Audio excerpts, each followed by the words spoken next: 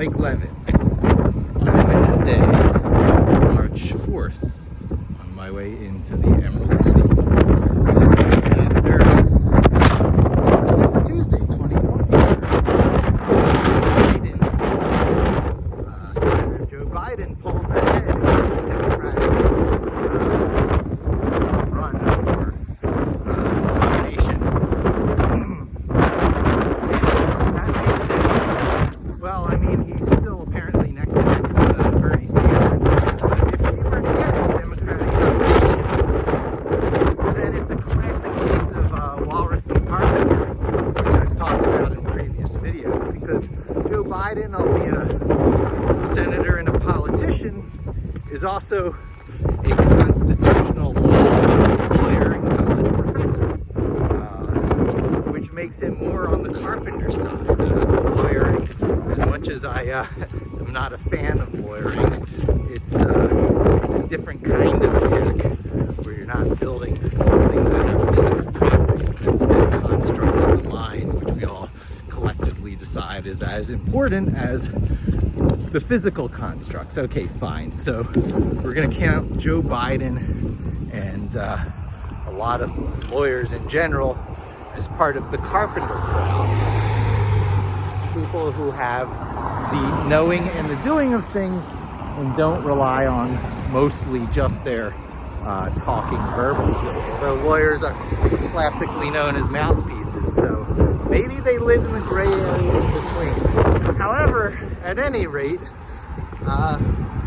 it will be an interesting race because it's going to be either the socialist versus the realtor or the constitutional lawyer versus the realtor.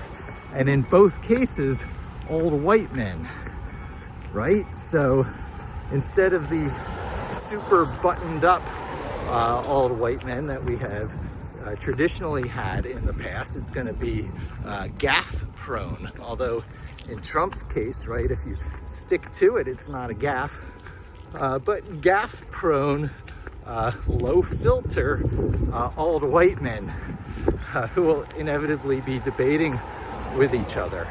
I gotta say, as hilarious as it sounds and getting right to the heart of so many matters, it is still more promising than the battle of the billionaires, which would have been just a terrible statement about capitalism and the American system.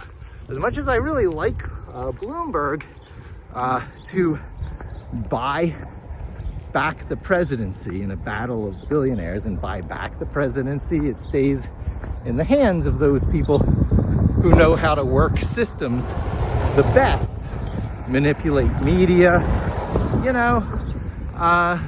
as opposed to someone who's defending the very pillars of what the United States is built on in the case of Joe Biden, or is trying to provide medical care to everyone, regardless of how poor they are, like the socialist Bernie Sanders. It's a better battle between Trump and either Biden or Sanders. But wow, Trump versus Biden or Sanders. It is going to be much more interesting, less heartbreaking, because at least the United States is making the expression, the statement, hey, as an alternative to this guy, we want this guy. And it seems that since Super Tuesday, the United States could not rally behind a socialist, which is in a lot of ways too bad, because as much as, the anti-communism and McCarthy days has, beaten down socialism as some form of evil, like corrupted communism, we are a socialist state. I mean, Social Security and stuff, we've definitely been leaning socialist for quite a long time, and we just don't put that label on it. So Bernie Sanders would take that to a bit more of an extreme. However, the United States, as it generally does, goes centrist. They take the less extreme candidate because, you know, they don't want 4 or 8 more years of complete gut-wrenching turmoil. However, we do get that once in a while. And I guess no matter how we get, it is gut-wrenching turmoil for one side or the other. I remember the 8 years under Obama. While I was generally getting disillusioned with him not being able to deliver what he promised, as you know, centrist as he might be, promising the free health care for everyone, but well, not free health care, but promising health care for everyone, is a very left-leaning, far-reaching goal, which was riddled with compromise, and the power of the insurance companies, you know, asserted themselves, and we got Obamacare. So even if Bernie Sanders won, it's not like we would be, you know, going left fast. It takes a long time. It takes, you know, the full 8 years for the impact of the presidency to really set in. And then it's not even until after they're gone that the full impact of their policies are even felt.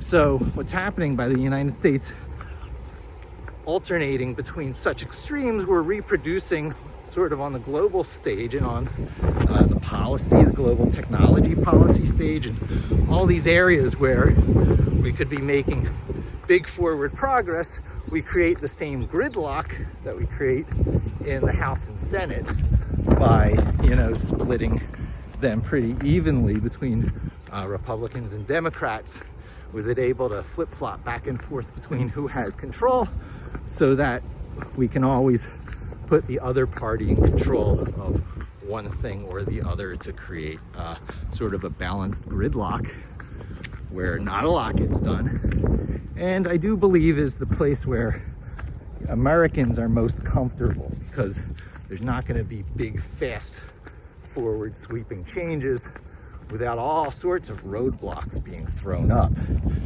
And yeah, so the big question now is, could Trump possibly become a one-term president? Can the incumbent not win?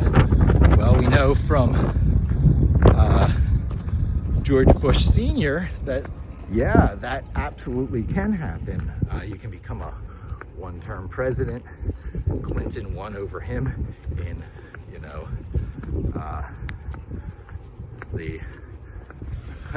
his first challenge, and that was after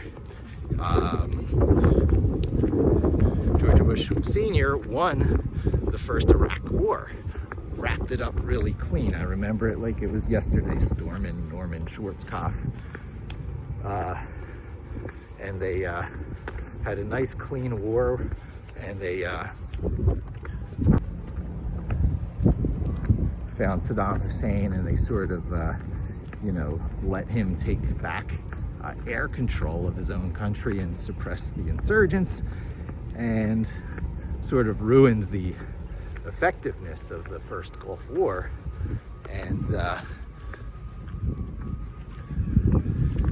everyone turned their attention to the economy, and the same slogan, "It's the economy, stupid," that got Bush Sr. elected, turned around and bit him in the butt, because it was all the attention going back to the economy after the first Gulf War that made him look like not such a great president. So one of the tricks is to have a standing war going into an election, so that the fear, uncertainty, and doubt keeps the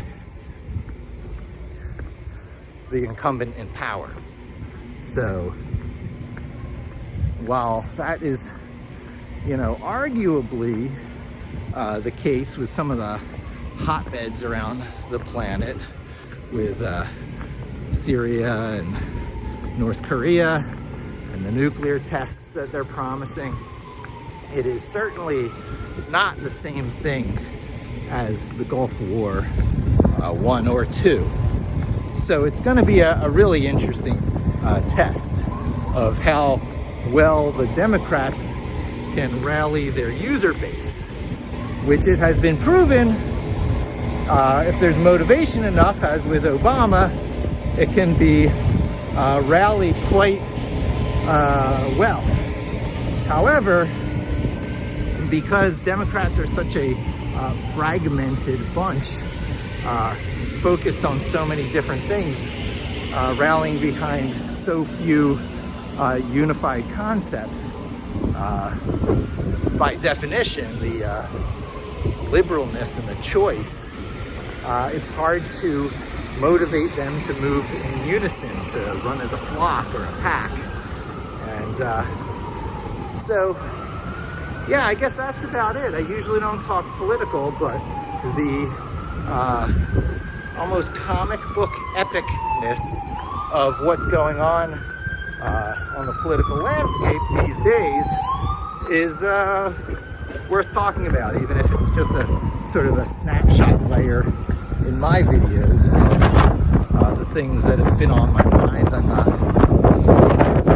completely politically unaware. It's just as a carpenter, leaning towards carpenter, I like to think and talk about things that are more related to the actual knowing and doing of things, often to help you get by better in this life, to earn more money, to have skills you can use in trade for some other services, and to focus on skills that are truly love-worthy, that you can internalize, make part of yourself, and hopefully reflect something that's already inside of yourself, which is something that Python very much does. I think in Python more and more all the time. I am 10 years into it, as Malcolm Gladwell in his Outliers book says, is the amount of time, 10 years or 10,000 hours. I'm certainly there by both measures into Python and Vim, and to a lesser degree Linux and Git. You know, I use Linux and Git just as ways to get code running and make code safe and move code around. But I use Python as the code and Vim to do the coding. So Vim and Python are way up there in those carpenter tools that you want to internalize. And I love those so much, and it's a movement in this world, more people jumping on those bandwagons. And there's enough people talking about politics, and I don't think I bring that much of a new lean or twist to it. Nor do I enjoy talking about it that much, that I'll stick with my normal spate of topics most of the time. And on that note, I am here and I will wind up. And so thanks for joining me on this little political observation ramble of mine this morning. Hope to see you again soon, and don't forget to subscribe.